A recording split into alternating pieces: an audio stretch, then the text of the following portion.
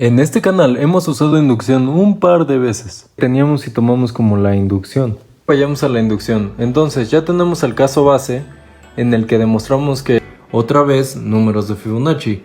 Por lo que podemos usar inducción sobre n. Esta propiedad muy útil. Mira, podemos hacerlo por inducción rápidamente. No tengo duda de que la inducción es de las herramientas más útiles de las matemáticas. La he visto en libros de cálculo, álgebra, teoría de números y hasta combinatoria. Es por eso que en este video voy a explicar cómo demostrar por inducción con 4 de mis ejemplos favoritos. Créeme que el último ejemplo es bastante interesante, así que vayamos a ello. La inducción se basa en una simple idea. Si demuestras que el funcionar por un entero n funciona para n más 1, entonces funciona para todos los enteros siguientes. Porque ahora que funciona para n más 1, va a funcionar para el siguiente y así sucesivamente. Es como un efecto de dominó donde cada uno va demostrando tirando el que sigue. Mira, vamos a ver un ejemplo muy simple y después veremos unos más interesantes. ¿Cuánto da la suma de los primeros n impares consecutivos hasta el 1001? Si lo intentas a calculadora te vas a tardar un buen rato, por eso sería mejor si pudiéramos encontrar una fórmula o algo que haga las cosas más simples. Podemos sumar impares consecutivos y ver qué pasa. ¿Notas algo? Todas estas sumas dan un cuadrado perfecto. En la suma de los primeros dos impares nos dio 2 al cuadrado, en la suma de los primeros 3 nos da 3 al cuadrado y así con los demás. O sea que tal vez siempre la suma de los primeros n impares consecutivos nos da n al cuadrado. Pero un tal vez no es suficiente en matemáticas, se va a tener que demostrar. Ok, para demostrarlo, primero notamos que el enésimo número impar se puede escribir así. Ya vimos que esta fórmula funciona para un n.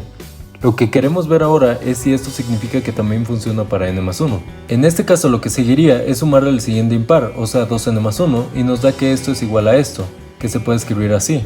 Y ya acabamos porque demostramos que se cumple la fórmula para n más 1 igual y por lo tanto para n más 2 y así sucesivamente. O sea que la solución a esto es 501 al cuadrado.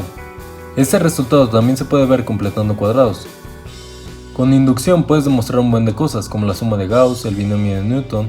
Hay varios ejemplos interesantes en un video de Sagstar que dejaré en la descripción. Igual puedes demostrar desigualdades, mira, demostremos la de Bernoulli.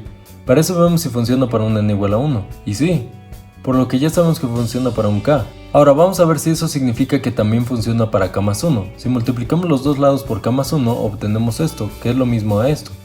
Ahora nota que estos dos son siempre mayores o iguales a 0, así que este es mayor o igual a esto, que se puede escribir así. Y listo, ya probamos que la desigualdad funciona para k más 1 terminando la inducción. Ahora vamos con el penúltimo ejemplo que es de mis demostraciones favoritas. Si p es un número primo, entonces para todo número natural n a la p menos n es múltiplo del primo p. Este es el teorema de Fermat. Mira, ponlo a prueba eligiendo un número cualquiera y un primo. Por ejemplo, 2 a la 5 menos 2 es 30, que es múltiplo de 5. O 3 a la 7 menos 3 es 2184, que es múltiplo de 7 y así. Tal vez pienses que esto es una simple curiosidad, pero este es un caso especial de un teorema muy útil que ayuda a que no te roben dinero en internet. Hasta hice un video sobre eso por si lo quieres topar. Ok, empezamos la inducción. Primero vemos si funciona para un k. Y sí, podemos ver que 1 a la p menos 1 es 0, que es divisible por p para todo primo p. Por lo que para todo p ya tenemos un k que lo cumple. Ahora viene la parte más interesante, que es probar que también funciona para k más 1, o sea, probar que esto es cierto. ¿Pero qué es esto? Aquí tenemos que usar el binomio de Newton que convierte eso en esto. Estos dos son 1, así que lo podemos dejar así, y mira, este 1 se elimina con este 1 dejándonos con esta cosa. ¿Y ahora qué? Pues todos estos se pueden escribir así. Ahora, como p es primo, no es divisible entre ningún n menor que p. Entonces, esto siempre es múltiplo de p. Por lo que todos son múltiplos de p y ya acabamos porque ya dijimos que esto también es múltiplo de p. O sea que ya probamos que si funciona para k, entonces también funciona para k más 1. Esa prueba me gusta mucho, pero esta última es mi favorita porque muestra algo aún más útil de la vida real, el funcionamiento de las palancas. Este es un clip de un video viejo, así que no le hagan caso a la música empalagosa. Ok, veamos el caso más simple. Tomemos un palo como este. Ahora vemos que la fuerza hacia abajo es igual a la fuerza hacia arriba, entonces el palo no se va a mover en y. Y tampoco se va a mover en x por simetría, no tendría dónde irse. Ahora, si en vez de una de las fuerzas que tenemos en el extremo ponemos un punto de apoyo, sabemos que el punto de apoyo es duro, o sea que el palo no traspasa el punto de apoyo. Lo que significa que el punto de apoyo da una fuerza de F hacia arriba para que el palo no se vaya hacia abajo. Esto significa que probamos que una fuerza a una distancia L es igual a una fuerza de 2F a una distancia L medios. Ahora, solo para que se vea más clara la inducción, vamos a ver este palo.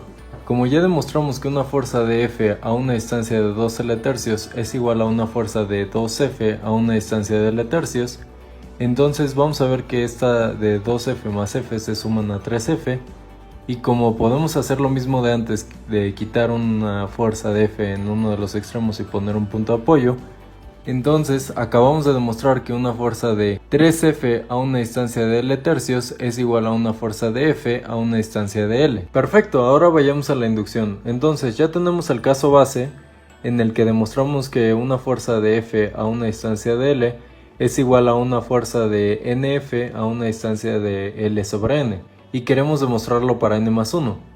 Veamos este palo. Este palo no va a rotar por simetría y tampoco se va a trasladar porque la suma de las fuerzas hacia abajo son iguales a la fuerza hacia arriba.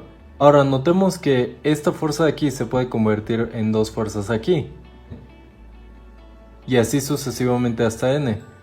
Entonces lo que tenemos es una suma de Gauss y da n por n más 1 sobre 2 por la fuerza que estaba ahí, que es 2F sobre n.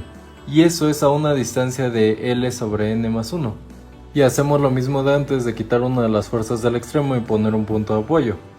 Entonces una fuerza de F por n más 1 a una distancia de L sobre n más 1 es igual a una fuerza de F a una distancia de L, probando la inducción.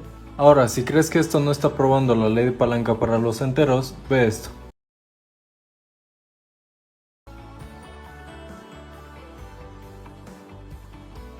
Nota que esto lo va a probar para los racionales también. Por ejemplo, tomemos esta vara y notemos que una fuerza de F a una distancia de L es igual a una fuerza de F sobre A una distancia de AL, donde A es entero. Ahora, esto es igual a una fuerza de BF sobre A una distancia de AL sobre B, donde B es entero. Y así lo probamos para los racionales. Bueno, esta demostración no va a ser totalmente rigurosa porque vamos a suponer dos cosas, bastante razonables pero siguen siendo suposiciones. La primera es que todo parece apuntar a que, por ejemplo, si este palo está en equilibrio, entonces F2 es mayor a F1, por el simple hecho de que está más cercano al punto de apoyo. La segunda suposición que vamos a hacer es que debe de existir, por ejemplo, una fuerza en L sobre raíz de 2, tal que sea equivalente a una fuerza de F a una distancia de L. O sea, estamos asumiendo continuidad. Ahora sí, acabemos con esto. Lo que queremos demostrar es que una fuerza de NF a una distancia de L sobre N es igual a una fuerza de F a una distancia de L para todo N irracional. Tomemos por ejemplo a N igual a raíz de 2, o sea, pongamos una fuerza de raíz de 2F a una distancia de L sobre raíz de 2. Raíz de 2 es 1.41 bla bla bla y 1 sobre raíz de 2 es 0.707 bla bla bla. Entonces podemos acotarlo y podemos decir, una fuerza de raíz de 2F a una distancia de L sobre raíz de 2 debe ser necesariamente mayor a una fuerza de 1.3F a una distancia de 0.6L. Y también debe ser necesariamente menor a una fuerza de 1.5F a una distancia de 0.8L. Y como estos son racionales, entonces podemos ver sus equivalentes a una distancia de L, y serían estos de aquí. Podemos elegir racionales aún más cercanos, o sea, por ejemplo, lo podemos acotar entre estos racionales y estos serían sus equivalentes, y vemos que poco a poco se van aproximando los equivalentes a una fuerza de 1F a una distancia de L. Prácticamente ya acabamos porque con los racionales nos podemos acercar más y más y más hasta que si lo hacemos infinitamente, de 1. Orlando, no se suscriben a mi canal. ¿Qué, güey? ¿Vas a llorar? Ay, ya, suscríbanse a su canal para que deje de molestarme. Y denle like.